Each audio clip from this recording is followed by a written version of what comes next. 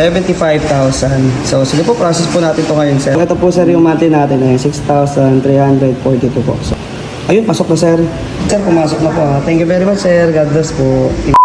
Ito naman tayo mga guys sa ating panibagong trading series. So ngayong araw nga pala may dumayo sa atin para magpa-convert ng kanyang 75,000 G-Gift. So paano ba yung mga guys? Samahan nyo kami sa aming panibagong trading series. Sir, thank you sir sa pagdalaw nyo po. Sige sir, pasok ko na po tayo dito. Ayan po, 75,000. So sige po, process po natin to ngayon sir. Nagtatanong po pala, paano makita po inyong offer. Click nyo lang po itong barrow. Yan, click G-Gifts. Yan. So pag may ganito po kayo, pwede nyo po itong i-convert or pwede nyo pong gamitin.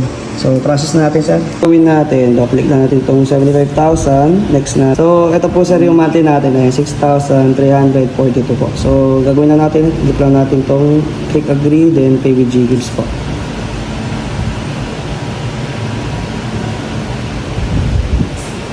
Ayun, pasok na sir. So ito sir, pa-send na po sa akin itong resibo po, tapos bayaran ko na po. Sir, nagamit na yung inyong 75,000. So ito po yung inyong monthly na babayaran. Yan. Ang gagawin nyo lang po para bayaran nyo po ito, loadan lang nyo po yung inyong Gcash, tapos click pay now. Ganun na po magbayad ng G-Gifts. So ito po pala sir, additional information po. Ito pong ginagawa po itong 1 out of 5 loans. Sabihin po, pwede nyo pong hati-hatiin yung 75,000 nyo po or any amount po na meron po kayo.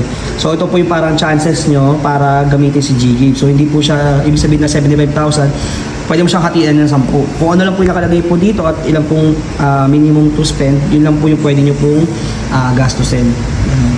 So ayan sir, pumasok na po ha. Thank you very much sir. God bless po. Ingat po. Ay mga God, another successful transaction na naman tayo. Sa mga interesado dyan, wag na po kayong mag-comment. Diretso na po kayo sa may link ko, sa may TikTok. Mag-PM na po kayo sa may personal FB page ko po. Tapos, doon po kayo mag-transact lang sa may blue check. Please, marami na pong na-scam. So, paano ba yung mga God? Salamat sa panonood.